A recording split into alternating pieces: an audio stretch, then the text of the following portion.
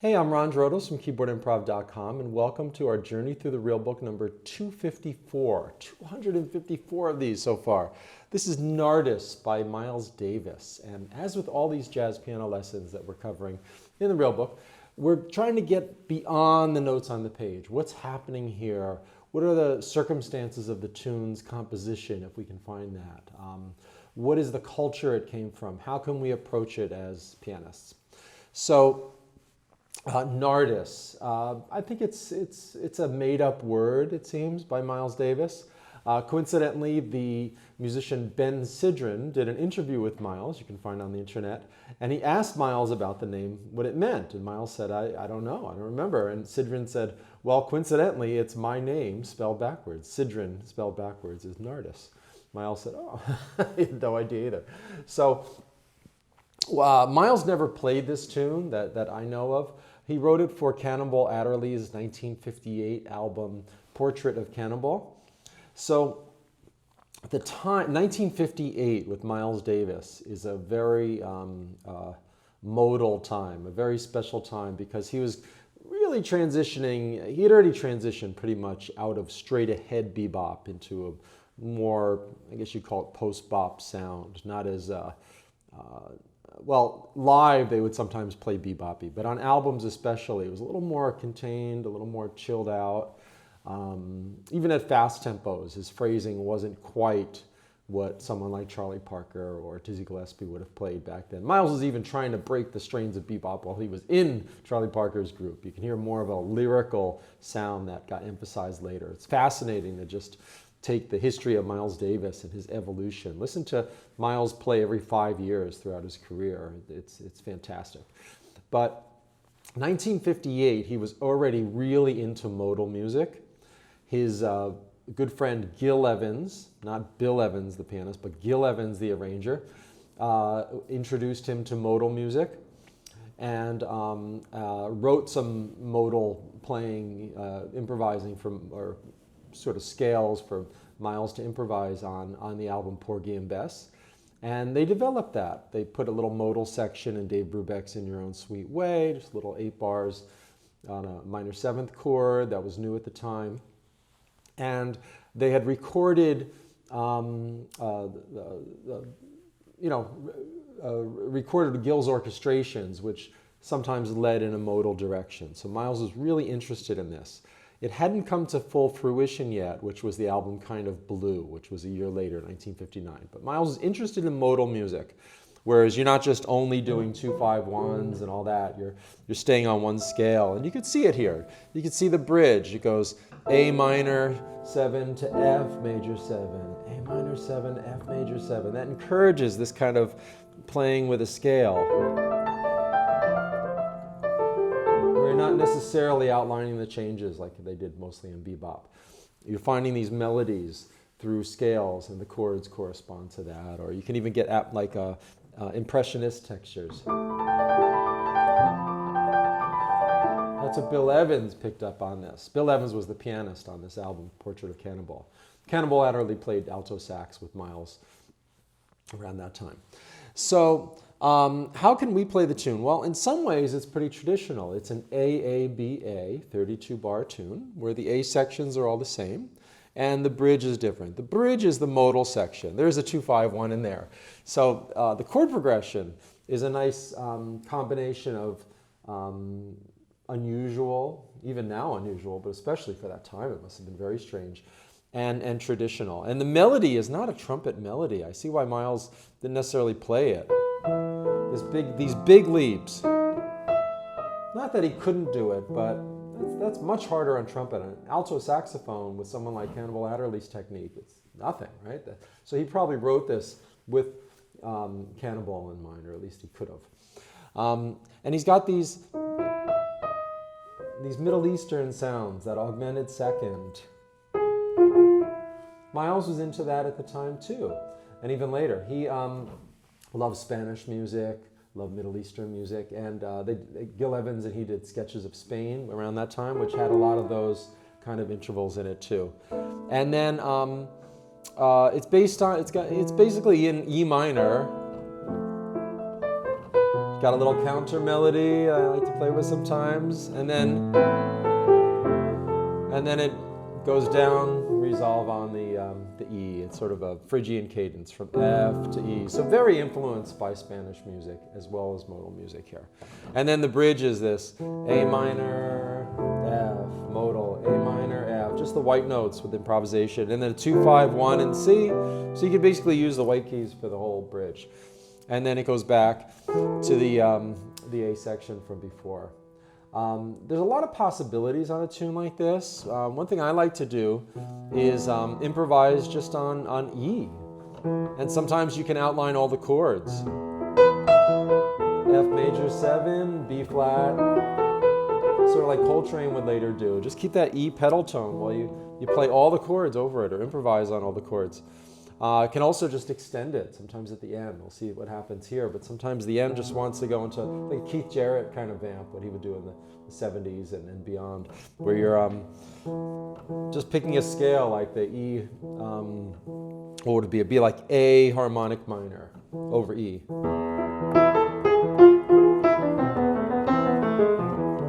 Sort of that Middle Eastern sound. Eastern music's really influenced a lot of jazz musicians, from Miles to people like John Coltrane, Keith Jarrett. There's a huge improvisatory tradition there too, with Indian music, Middle Eastern music, filtered up through Spain. You can hear it on Sketches of Spain, those kind of, to our ears, sort of exotic kind of sounds. It is and was, both for jazz and rock music, like the Beatles and the Rolling Stones, a big influence, because I think that improvisatory tradition, we listen to music of another culture that's improvised, we can relate to it and say, oh, I can learn from that too. And it also sounds wonderful. A lot of Indian music almost sounds like rock or jazz with the drum beats they use. So I just start right in with the melody. You could also start with like an introductory vamp on the E. I tend not to do that. I like to get right into this one. So I'm just going to start playing the melody and see where it takes us. Okay, might get into that vamp at the end. We'll see.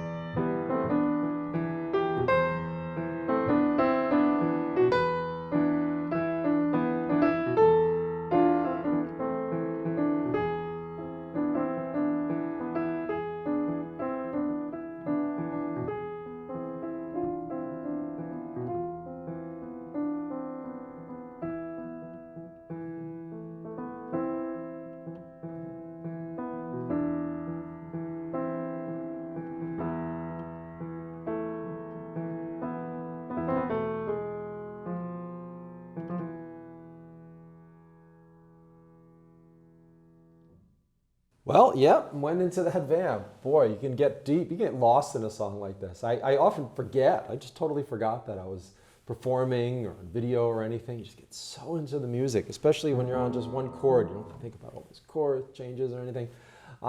Great tune, a little unusual. It takes a little time to get into it, let the tune reveal its secrets to us. This song fascinated Bill Evans for his whole life. Like I said before, he was on the original recording with Cannonball Adderley in 1958, Portrait of Cannonball. And out of all the players on that recording, Bill Evans said himself that he was the one who saw the implications of this tune, the modal implications and everything, more than the others. And he kept it in his repertoire, and he used it as a tune to experiment and stretch out on. There's some articles you can find online about Bill Evans and Nardis, and listen to some of his live recordings from later years where he just took solo piano sections of it without the bass and drums and just sort of found something new in it each time, you know, a different way to play it or different texture to use. Whatever it is, it fascinated him, and it can fascinate us too. Thanks for being here with all these tunes in the Real Book. I'm having a great time going through it. It's challenging me as well as hopefully challenging you. And as always, enjoy the journey and let the music flow.